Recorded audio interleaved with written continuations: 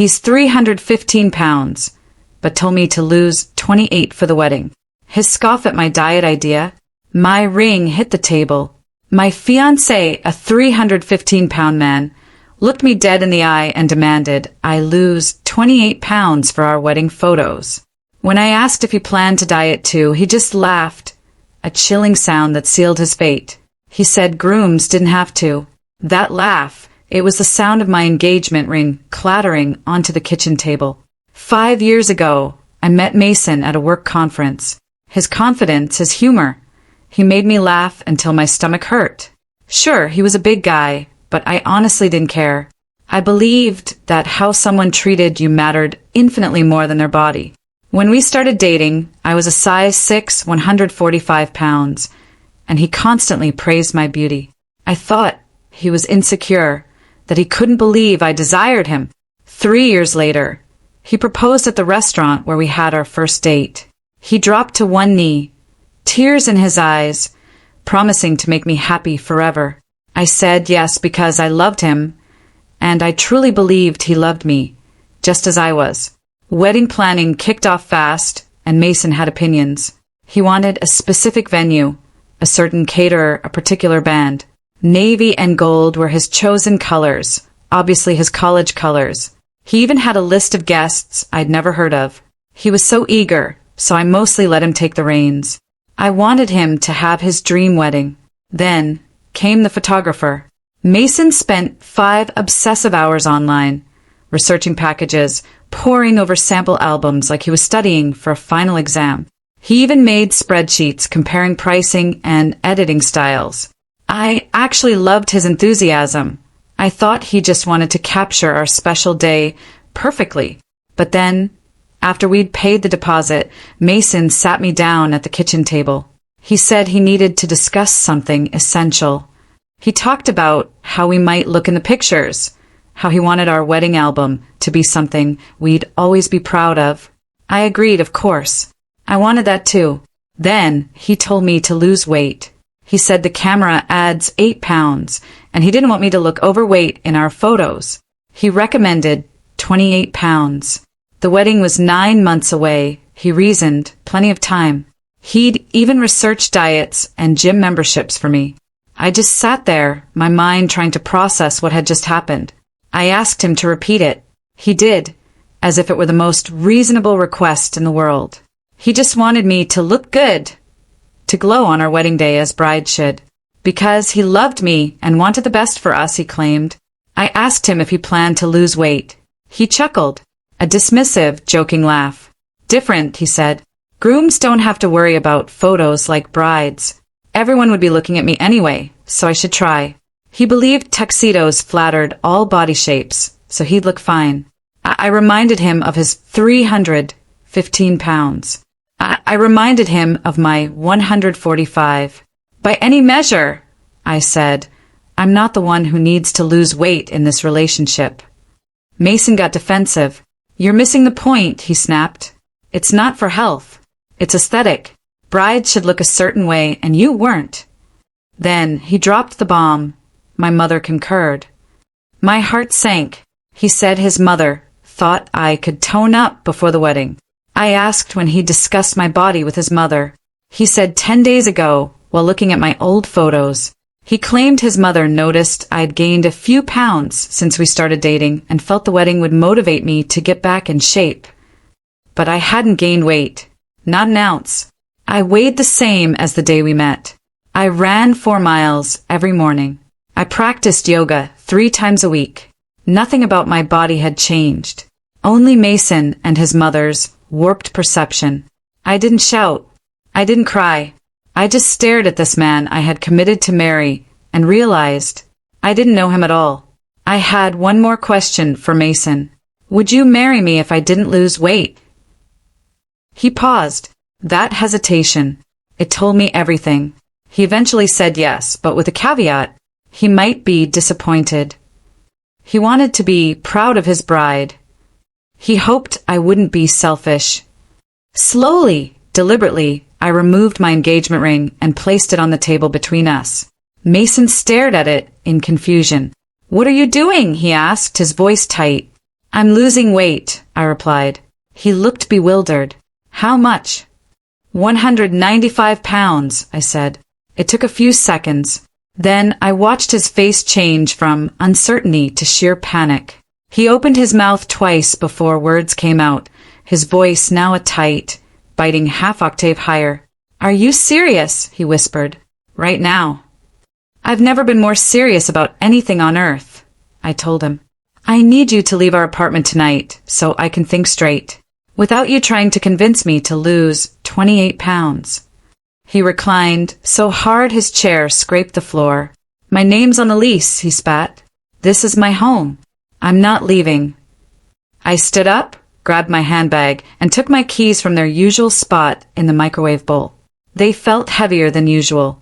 Mason called after me as I walked towards the door, asking where I was going. I ignored him. I opened the door, walked down the hallway, and got into my car. The 25-minute drive to Brooks' place felt like hours. Every red light seemed endless. My hands shook on the steering wheel. The camera adds 8 pounds. I kept repeating his words in my head. He wanted to be proud of his bride. The lyrics stuck like a terrible tune. I pulled into Brooks' parking lot around 9 p.m., sitting in my car for a minute before moving. I wanted to feel something, so I took the stairs to her 4th-floor apartment instead of the lift. When I knocked, she opened the door in pajamas and an old college sweater. One look at my face and she didn't say a word. She just pulled me inside, shut the door, and led me to her couch. Her apartment smelled like the vanilla candles she always bought. I heard the kettle filling, the stove igniting. She returned with 2 mugs and a box of tea bags sitting beside me. Once I started talking, I couldn't stop. I told her everything. Mason's comments, the photos, his mother's twisted support, his hesitation when I asked if he'd still marry me, and how I took off the ring. Brooke didn't interrupt. She just listened, refilling my tea mug. My phone buzzed on the coffee table. The next morning, I woke up on Brooke's couch, my neck stiff, to see 21 missed calls from Mason. I scrolled through 12 texts, a frantic mix of apologies and accusations. One said I overreacted to a simple request. Another claimed he was just boosting my performance. A third insisted his mother only wanted our best. I buried my face in my hands. Mason sent 4 more texts as I watched, my phone lying face down. Let's talk like adults. You're being childish. My mother is upset. I put my phone away and drank the coffee Brooke brought me, a mug with nevertheless printed in French. We had scrambled eggs and toast at Brooke's kitchen table. When she asked what I planned to do, I just stared blankly. I returned to the apartment at 11:30 a.m., knowing Mason would be at work. I was still nervous turning my key. The unit was unchanged. Dinner dishes still in the sink. My engagement ring still on the kitchen table. I paused, looking at it. The diamond, once sparkling, now seemed small, insignificant under the sunlight. How could I have ever found it lovely? I grabbed 3 suitcases from the bedroom closet. I packed 9, maybe 14 days of clothes first. Then my laptop, my running shoes, the family photos from my bedside table, my yoga mat from the corner, my favorite coffee mug from the kitchen cabinet, my bedtime books, my college journal. I looked around the flat again, realizing how little of it was actually mine. Mason's old furniture. His mother picked the wall art. Only 3 suitcases held my belongings. The ring on the table remained ignored as I zipped the last bag and left. Mason's car pulled into the parking lot as I was filling the second bag in my car. He parked next to me and got out before I could close my trunk. "What are you doing?" he demanded. "Just getting some things," I said, my voice steady. "We need to have an adult discussion." "We can talk after I've processed your request," I replied. He walked closer, hands on his hips. "You're being unreasonable." After thinking about it all night, I realize I may have said things wrong, but I made a good point. Brides need to look their best. "I'll help you succeed." "I never wanted to lose 28 pounds, I said. "I told you I just want to think away from you." He blamed thinking. "You're overthinking a simple conversation," he said, "and making it theatrical. An explanation will help you understand my love." I got in my car, closing the trunk with a thud. Mason spoke through my locked parking lot window, but I couldn't hear his words, just saw his mouth moving. I started the car and backed out of the space, leaving him standing there. That afternoon, my sister Harper called. I told her everything. She was quiet for a moment, then promised to arrive at Brooke's apartment in 3.5 hours by car. I told her not to, but she insisted. Her extended cab pickup pulled up exactly when she said it would. Her hug was so tight I couldn't breathe. Then she asked if I still had the apartment key. "Great," she said, "because we're going to get the rest of your stuff." Mason's car was gone again when we took Harper's truck back to the apartment. Harper didn't probe or ask questions. She just started packing boxes. She stole my winter clothes and kitchen supplies from the closet and cabinets. She packed my desk, my bookshelves, my 4-year-old yard sale lamp. As she packed, she whispered about men who think women exist to look nice in photos. "The nerve," she fumed, "his mother, and 315 pounds can go to hell." Her outrage made me feel less weird about leaving. It made me feel like I wasn't overreacting. The next Wednesday morning, I waited at the busy bank. The woman behind the counter asked how she could help, and I said I needed to open a new bank account. She requested my information, typed it into her computer. She didn't ask why I was opening a new account or where the money came from. She handled the paperwork with quiet efficiency. I transferred 55% of our savings into my new account. The number on the screen was smaller than I wanted, but larger than I feared. Signing those documents was scary, but it felt right. I left the bank with temporary checks and a debit card, feeling something new and unfamiliar. Independence. Mason dropped by Brooke's apartment that Wednesday night unannounced. He knocked while I was eating leftover Chinese on her couch. Brooke called my name through the peephole. I shook my head, but she nodded. She opened the chain-locked door. Mason, standing there, immediately requested a private conversation. Brooke told him I would call him when I was ready, and he needed to respect my space. Mason's volume increased. He called this stupid and said my friends were manipulating me. He accused Brooke of turning me against him. Brooke firmly told him to leave, that it wasn't going to work. Mason mumbled something I couldn't hear. Then a powerful kick like thud. Brooke locked the door and walked back to the couch, telling me he'd marked her door frame with a kick. We heard his footsteps slow as he left. I visited the landlord in her first-floor office Thursday afternoon. A woman in her early 60s wearing chained reading glasses. She asked what had happened after checking my lease on her computer. I told her my fiancé and I broke up, and one of us needed to leave. She nodded like she'd heard the story 100 times. My lease had 5 months left. She apologized. Both Mason and I were legally responsible for the rent until then. She suggested finding someone to take over 60% of the lease if we wanted to leave early. New tenants needed her approval, but she'd work with us. I thanked her and walked upstairs with a new purpose, looking for someone to take over my lease.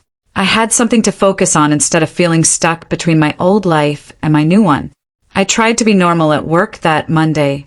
Grant, a colleague from my department, brought me coffee at my desk at 9:30 a.m.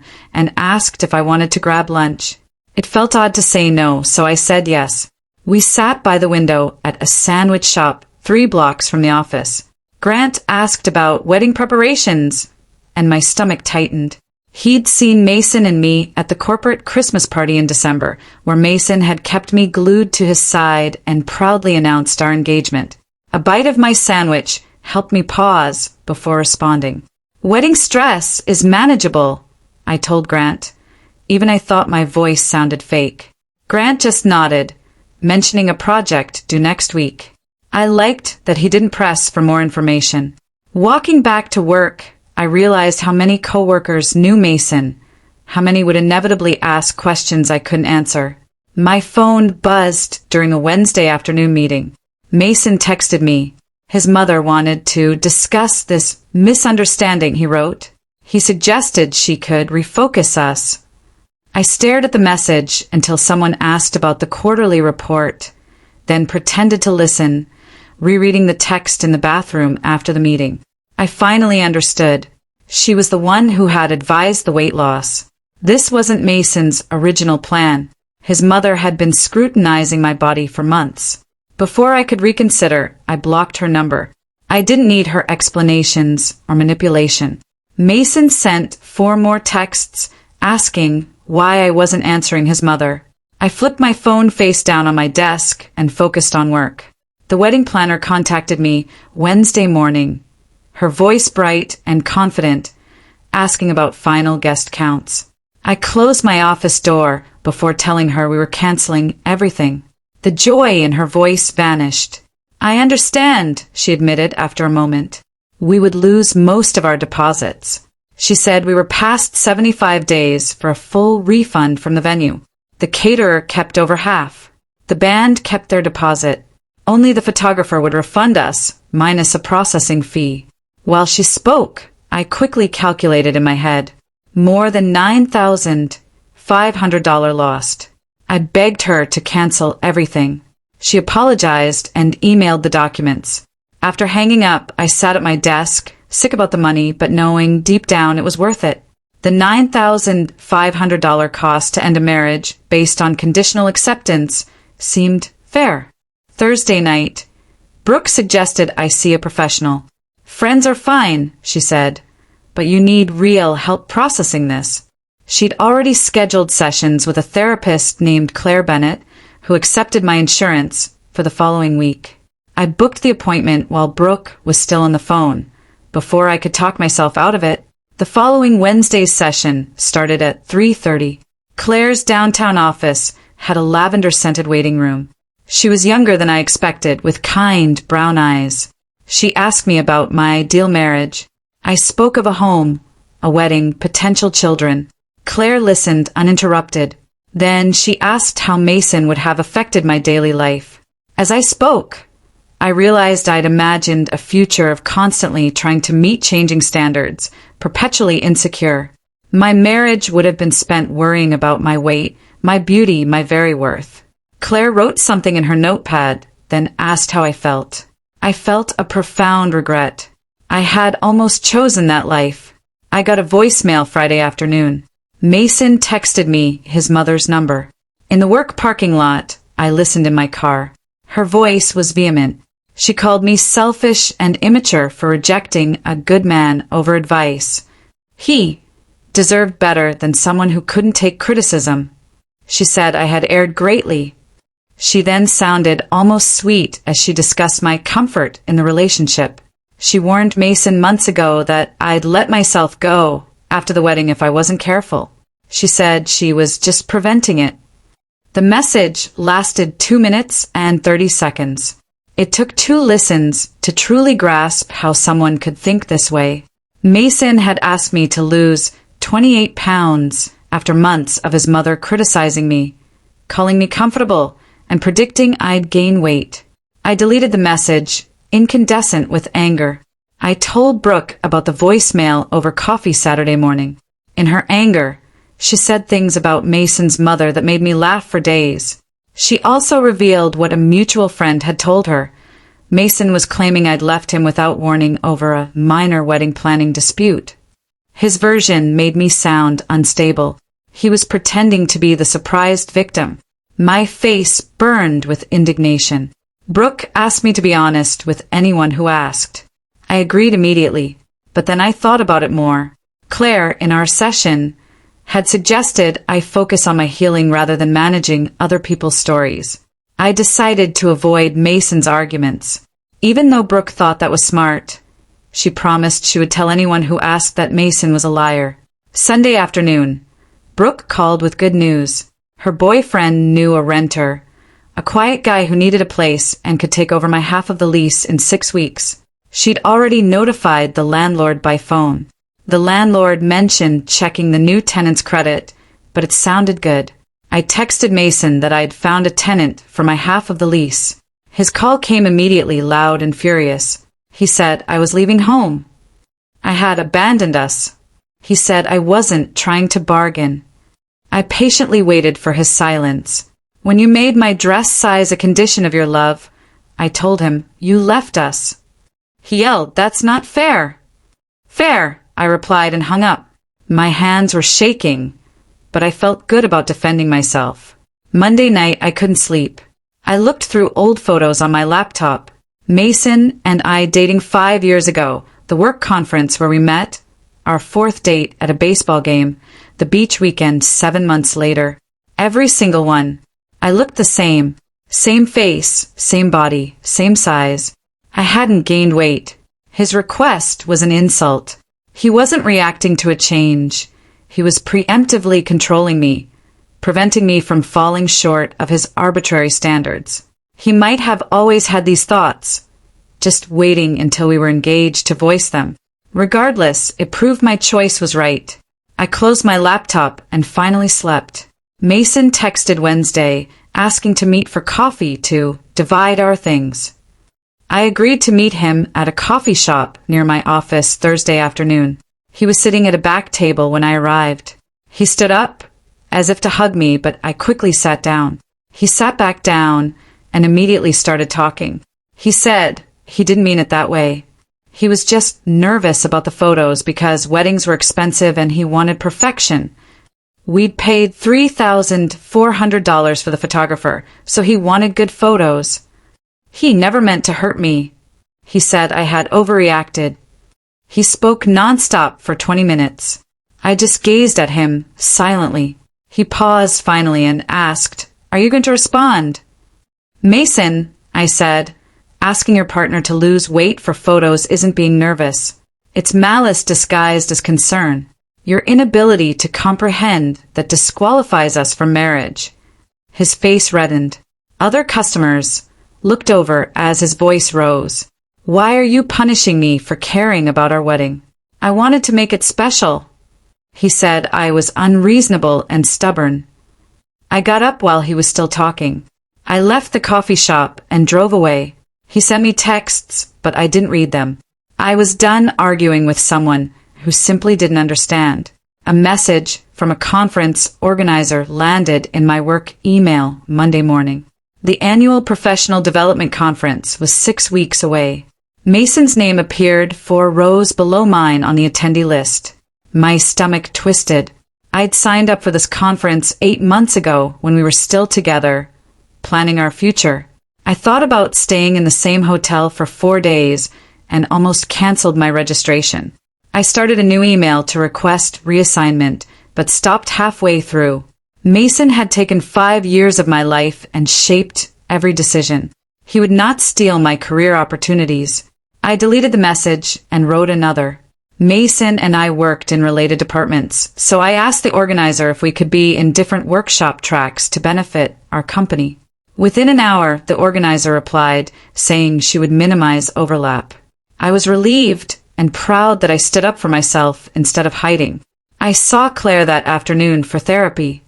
I explained the conference situation when she asked how I was handling the separation. Then I mentioned my concern. My thoughts kept returning to the wedding planning and Mason's every decision. Claire asked me what I had chosen for the wedding. Sitting there, I tried to remember. The architecture drew him to the venue. The caterer was his choice because he wanted a specific menu. He chose the band after hearing them at his cousin's wedding. He chose navy and gold because they were his college colors. His family and co-workers dominated the guest list, and his mother had advised me on what would photograph well when I chose my dress. Claire asked what my wedding wishes had been. I realized with a jolt that I was clueless. I had never even considered it. Mason had been so excited about everything that I had just followed his plans. Claire noted the pattern. Mason made decisions for us without actually consulting me, and I accepted it because I thought that was what compromise looked like. But compromise meant both parties contributed. Mason decided, and I agreed because disagreeing felt too difficult. I left therapy feeling like someone had turned on a light in a room I'd been sitting in for 5 years. I could finally see all the furniture I'd been tripping over in the dark. Harper called that night to say she'd found a micro one-bedroom apartment available immediately. The kitchen was a hot plate and a mini fridge. The bathroom was so small you could sit on the toilet and wash your hands in the sink. The rent was $250 more than my half of the current apartment, but it was available now and it was mine alone. So I told Harper I would take it. She picked me up Saturday morning with her truck, and we loaded my clothes, books, kitchen supplies, and the small desk I brought into the relationship. The building had no elevator, so Harper helped me carry everything up 4 flights of stairs. We spent the afternoon setting up my new space. I put my bed against the wall and my desk under the window and hung my clothes in the barely sized closet. Harper and I went to HomeGoods to buy curtains. I stood in the curtain aisle looking at beige, gray, white, and navy options. Then I saw bright yellow curtains with a sunshine pattern. Mason would have hated them. His mother would have said they were too loud. I bought them immediately. Harper helped me hang them, and the whole apartment looked different, brighter, happier. Mine. I looked around at this small, expensive space that I had chosen without considering anyone else's opinion and felt free for the first time in years. My name was called while I was reading labels in the pasta aisle at the grocery store near my new apartment on Sunday afternoon. Nolan, Mason's best man, stopped his cart next to mine and asked how I was doing. I said I was fine and tried to move past him, but he stepped into my path. He said Mason was really torn up about the breakup, not eating or sleeping, and spent most of his time looking miserable. He suggested I give Mason another chance because everyone makes mistakes and Mason loved me. I looked at Nolan, wondering what Mason had told him about why we broke up. Nolan looked uncomfortable and said Mason had mentioned wedding planning disagreements. I then told Nolan that Mason had demanded I lose 28 pounds so I wouldn't look heavy in our wedding photos. Nolan looked genuinely shocked. I didn't know that, he said. I told him Mason should be torn up about what he said to me, not about facing consequences. Nolan was quiet for a moment. Then he said he was sorry and he didn't realize. He said he would have reacted the same way I did if someone told him to lose weight for photos. I appreciated his honesty. I told him I needed to finish shopping, and he moved his cart out of my way. I met Brooke for coffee Wednesday morning before work. She looked at me with an unreadable expression. I heard something from another friend, she said, and I wanted to tell you. No one in their friend group knew why Mason's previous girlfriend left. She just stopped showing up to events, and Mason said they grew apart. Brooke had always thought it was weird how quickly that relationship ended, so she wondered if Mason had done something similar. After searching through Mason's old photos, I found Lauren, his ex, on social media. She lived 3 towns over. I looked at her profile for a long time, deciding whether to contact her. It felt strange to contact someone I didn't know to ask about her relationship history, but I wanted to know if Mason had a pattern of this behavior, or if I was special in bringing it out. I introduced myself, said I was engaged to Mason until recently, and asked if she'd be willing to talk about their relationship. I hit send before I could change my mind. Lauren responded the next day. We agreed to have lunch Saturday at a restaurant halfway between our towns. I arrived first and sat at a window table. Lauren arrived 12 minutes later, and I recognized her from her photos. She sat across from me and we ordered food. Then she asked, "So, what happened with Mason?" I told her about the weight loss demand, his mother's involvement, and how he laughed when I asked if he planned to lose weight. Lauren nodded like none of this surprised her. She said Mason behaved similarly with her. At first, he was wonderful and supportive. Then, he started making comments. He said her job wasn't prestigious enough, and she should look for something else. He said her friends were holding her back, and criticized how much time she spent with her family. Then, he commented on her appearance, saying she should wear more makeup, dress more casually, and lose a few pounds and tone up. He always wanted her to be the best version of herself. Lauren said she tried for 7 months to change her hair, buy new clothes, and join a gym, but he always found something else to improve. She left, she said, when she realized the point was not improvement. The point was control. I drove home from lunch with Lauren, feeling validated and sad. Her story proved I wasn't crazy or oversensitive. Mason had done this before, criticizing women and passing it off as care. I felt sad that I'd wasted 5 years on someone whose behavior was so predictable. If I had known about Lauren earlier, maybe I would have seen the signs sooner and left before we got engaged, planned a wedding, and built a life together that I now had to take apart. I called Sienna, a close friend, from my car and told her about Lauren. She listened, then changed my perspective. Recognizing the pattern now, she said, saved you from wasting more years. Some people stay in relationships like this for decades because they never get confirmation that the problem is real. You have proof that leaving was the right choice, which is worth celebrating, even though it hurts. 1 month later, I checked into the hotel. Thursday afternoon. I saw Mason across the lobby, talking to an accountant. My stomach dropped, even though I knew he would be there. I had prepared for this moment, but seeing him made it too real. I headed for the elevator to avoid him. But Grant, who worked in my department and who I had met at company events, asked if I wanted coffee before the first session. I agreed, because being with someone was better than being alone. Grant ordered 2 lattes at the hotel coffee shop and didn't mention Mason or ask about my personal life. He just talked about work projects and conference sessions. His casual kindness made me feel less alone. I realized I had been so focused on Mason, the wedding, and the breakup that I had forgotten I had other people who cared about me. I scheduled a lawyer appointment the next week to fix Mason's financial mess. My lawyer, a sharp woman in her early 60s, listened as I explained the honeymoon, the wedding deposits, and the security deposit from our old apartment that Mason still owed me half of. She looked at our old lease, the honeymoon booking email trail, and screenshots of Mason's texts claiming I owed him for wedding cancellations. After 20 minutes, she looked up. She suggested writing a clear division of debts to offset what Mason claimed I owed against what he actually owed me. The security deposit was $1,350, and Mason never paid me back his half when we moved. That covered most of what he said I owed for the venue deposit. She typed a document right there, listing every shared expense and who was responsible. Following her work, Mason owed me $450 more than I owed him. So the wedding venue deposit was split evenly since we both signed that contract. The other deposits were divided similarly by who signed what paperwork. I paid her fee and left with copies of everything in a folder. Claire noticed something in my communication about wedding planning. In our next therapy session, Claire asked me what I wanted for the wedding, and I couldn't think of a single detail. She also asked if I was grateful that Mason wanted to marry me. I said I was, and then Sienna's question echoed in my head. What do you mean by someone like him? I had told Sienna that Mason was confident, funny, and successful, and I sometimes wondered why he picked me.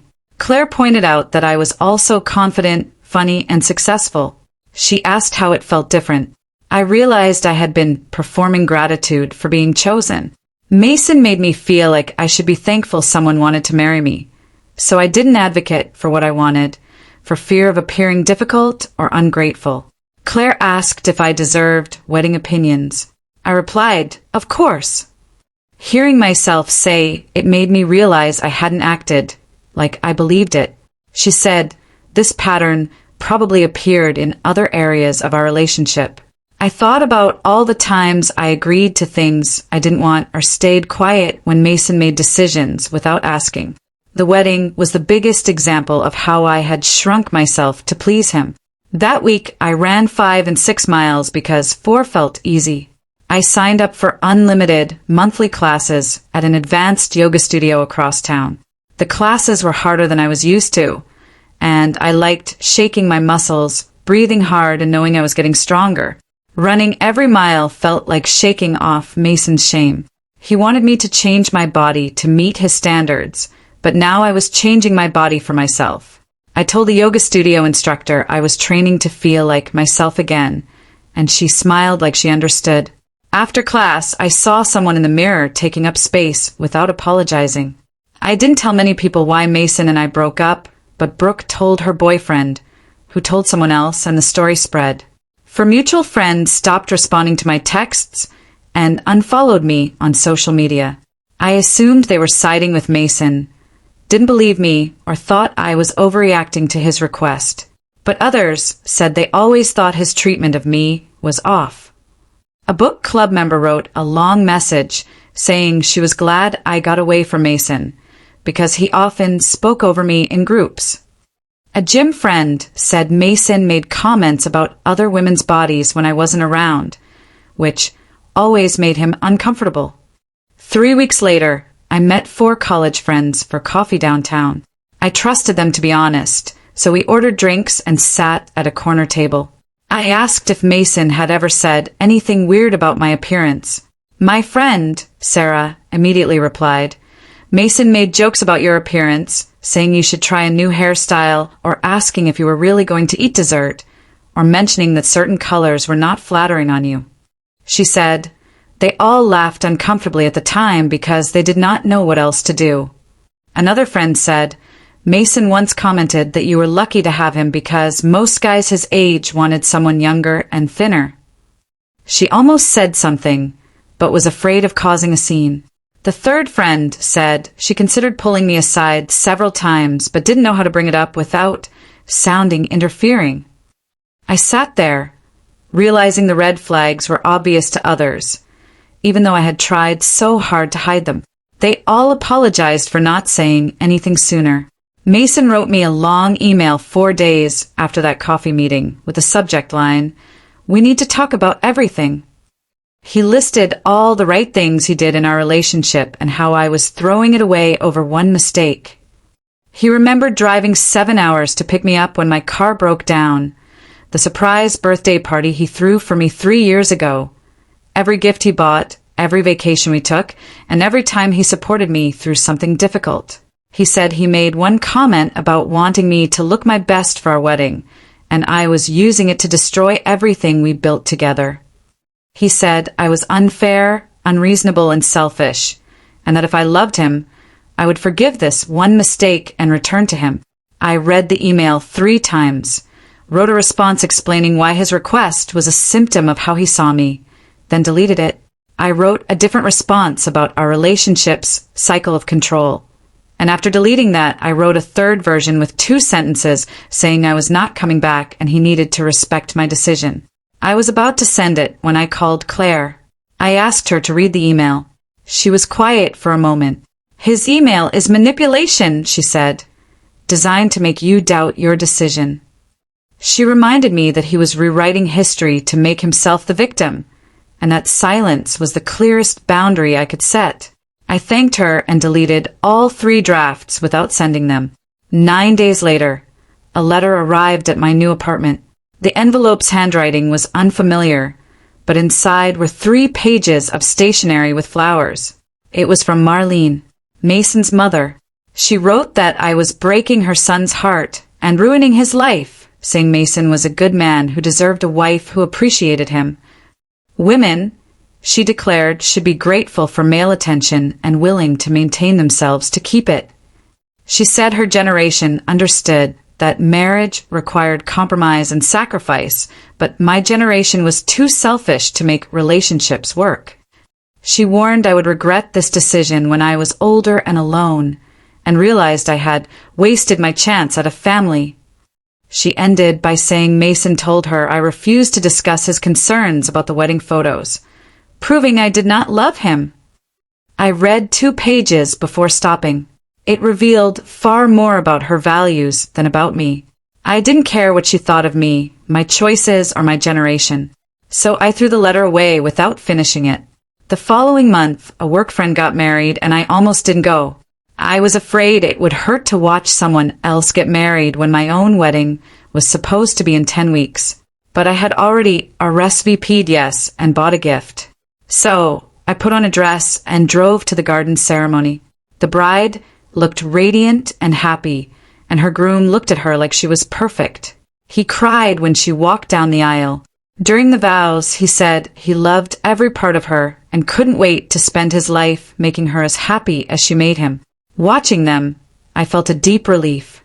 I was so glad not to marry Mason and confident I made the right choice. At the reception, I danced with other guests, ate cake, and celebrated love that looked like love should. I felt fine driving home that night.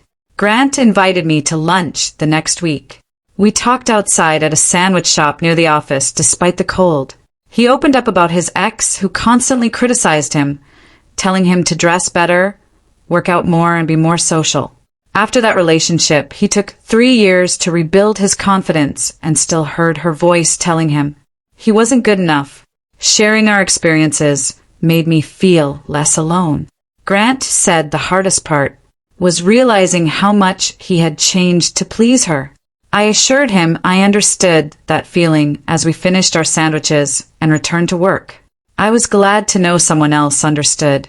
7 months after the breakup, Mason arrived at my apartment building as I returned from a run. He said he had been in therapy and understood what he did wrong. He said his therapist helped him see how his weight comments were harmful and controlling. He asked if we could try again, promising he had changed and would never make me feel that way again. A part of me craved familiarity, a sincere apology. I missed our good times, and honestly, I was tired of being alone. I looked at him standing there and remembered everything. How he laughed when I asked if he would lose weight, his mother's letter about maintaining myself, and 5 years of shrinking to fit what he wanted. I told Mason I appreciated that he was working on himself, but I wasn't interested in getting back together. He looked at me like I spoke a different language and said I was unfair for not giving him a chance to prove he was different. His voice got louder. He said he went to therapy for me and I owed him a chance. His anger showed he had not changed at all. Mason tried to hug me goodbye, but I stepped back. The hurt on his face almost made me feel guilty. But then I remembered I wasn't responsible for his emotions anymore. He left without a word. I closed the door and sat on my floor, my hands and body shaking, but my mind was clear. I texted Claire that I held my boundary, and it felt terrible and right at the same time. She replied with a proud face emoji and said, "That's growth." 7 months after the breakup, the lawyer completed the final paperwork to divide our shared assets. He spread the documents across his desk and showed me where to sign. Everything was itemized and fair. The savings account was split in half. The furniture we bought together was divided by who kept what. The security deposit from our old apartment calculated and allocated. I signed my name on every page, feeling like I was closing a door. I left that office financially independent from Mason, with less money than if we had stayed together. Our combined incomes had made life easier, but I had more peace than I had in years. The trade was worth it. I drove home and transferred half of the savings into my personal account. Seeing that number in my balance made me feel like I was truly building my own life. 1 month later, my manager called me into her office and told me the directors liked my conference work. I took the new job immediately because the raise was big enough to buy a better apartment or start saving for things I wanted. That night, Brooke and Harper and I celebrated at our favorite restaurant with appetizers, dessert, and wine. Brooke kept saying she knew I would get it. Harper raised her glass and said she was proud of me. Grant stopped by my desk the next morning to congratulate me and said he told management about my conference work. Several directors had asked him about me. I thanked him for believing in me and realized I was building a professional reputation unrelated to any relationship. My career and success were mine, and nobody could take them away. I booked a solo vacation with some of the wedding money. Mason always wanted to go places together, and his idea of vacation involved tours, strict schedules, and restaurant reservations made weeks in advance. I booked a cabin near Rocky Mountain National Park with no plan except to do what felt right each day. The first morning, I made coffee and sat on the porch, watching the sun rise over the mountains. Nobody asked me what I wanted to do or suggested activities. I hiked a trail I found on a map at the visitor center for 5 hours, stopping whenever I wanted to take photos or just breathe. Every decision was mine. Where I ate breakfast, how I spent my afternoons, and when I went to bed. Hiking different trails each day, reading 4 books, and eating at restaurants without worrying about others' preferences felt like finally breathing fully after years of holding my breath. I returned from vacation feeling lighter, more myself, and I realized I hadn't checked Mason's social media in over 9 days. I sat by a fire outside my cabin on the last night and felt settled like I hadn't in 5 years. I opened the app out of curiosity and saw he hadn't looked at my profile in weeks. His mental space had shrunk to almost nothing as I filled it with my own hobbies, friendships, and career goals. I joined a downtown coffee shop book club and took a pottery class on Tuesday nights. I planned outings with coworkers and built a life that reflected who I was instead of who others wanted me to be. Claire and I discussed ending therapy at our next session because she said I was doing so much better and I could see it too. I had left Mason 7 months ago and wondered if I made the right choice. Now I knew I did. Claire said, "You learn to set boundaries and trust your instincts, which will help you in every relationship." I wanted to see her less often, so we agreed on monthly sessions instead of weekly. In early spring, I started casually dating again, just coffee dates and park walks, and noticed changes in my behavior immediately. I stated my preferences clearly. I ended dates early without apologizing or explaining when something felt off. I went on a date with a man who spent the whole time talking about his ex-girlfriend.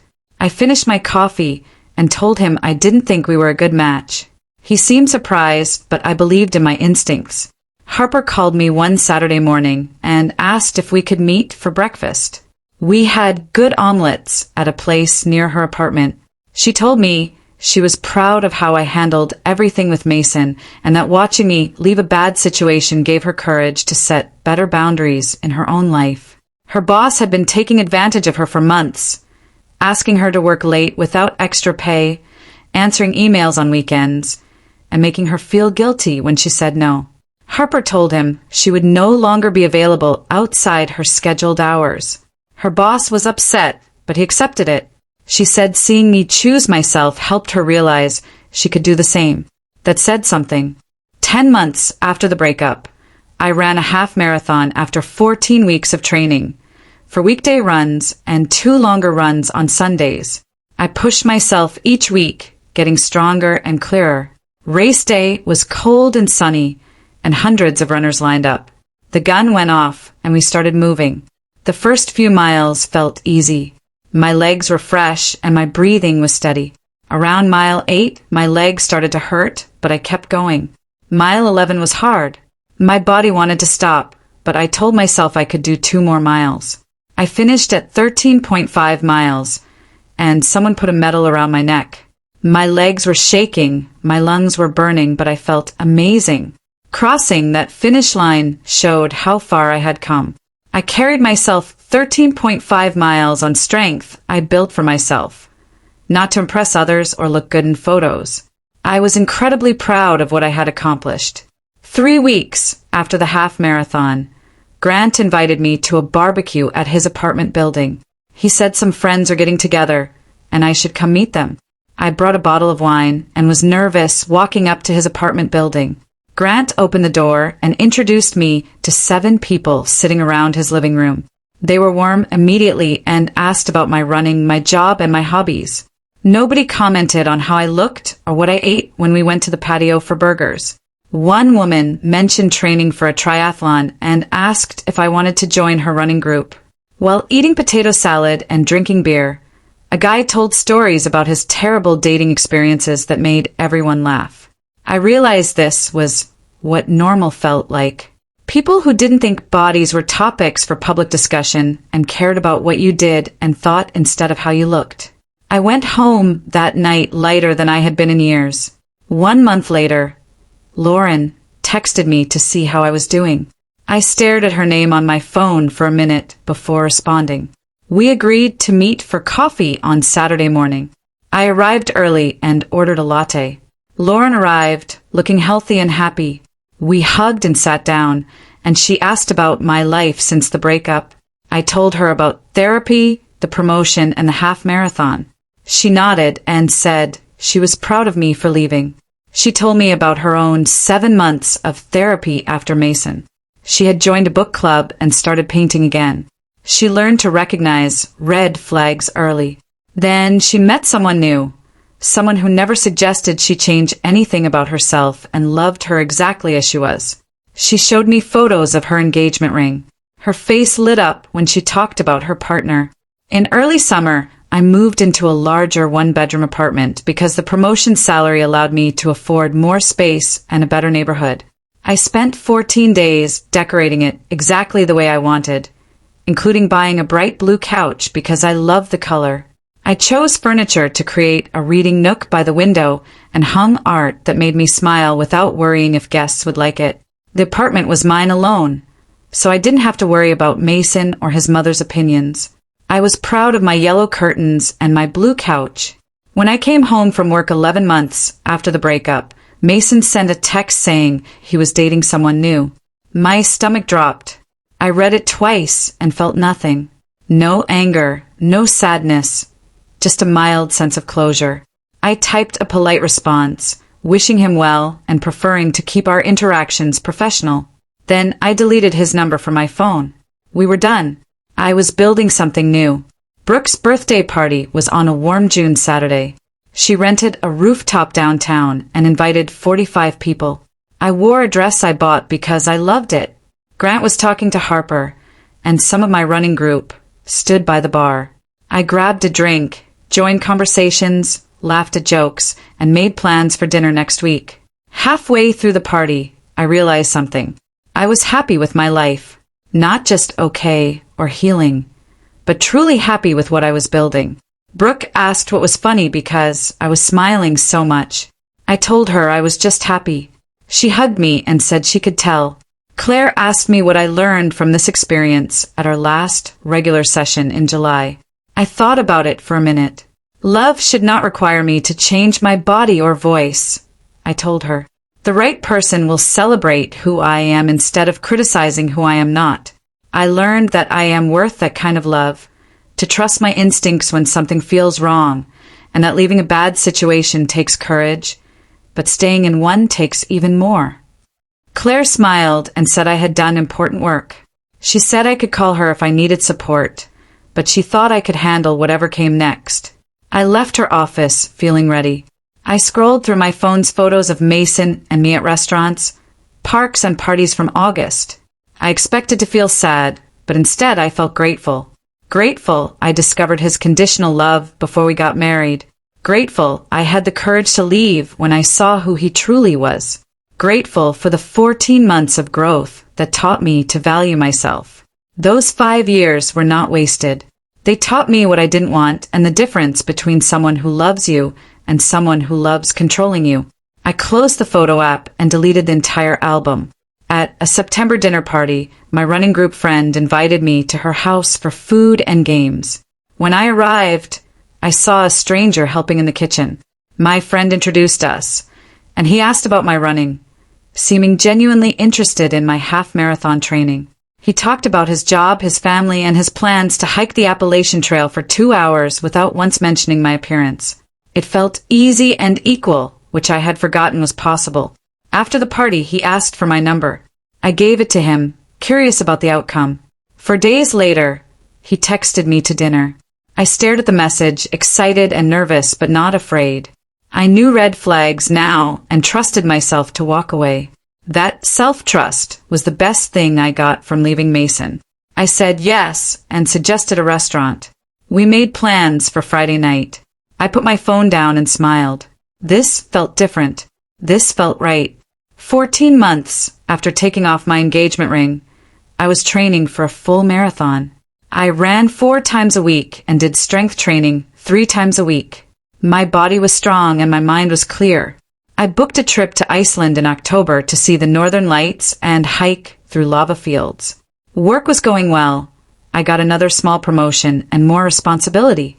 I was building a life where I took up space without apologizing and where my worth wasn't tied to how I looked in others' photos. I remembered the night Mason asked me to lose weight and how small he tried to make me feel. I remembered taking off that ring and choosing myself, and I was prouder than ever of who I was becoming.